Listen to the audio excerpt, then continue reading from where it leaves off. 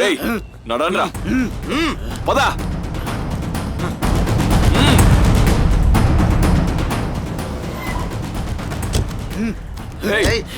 దిగండి.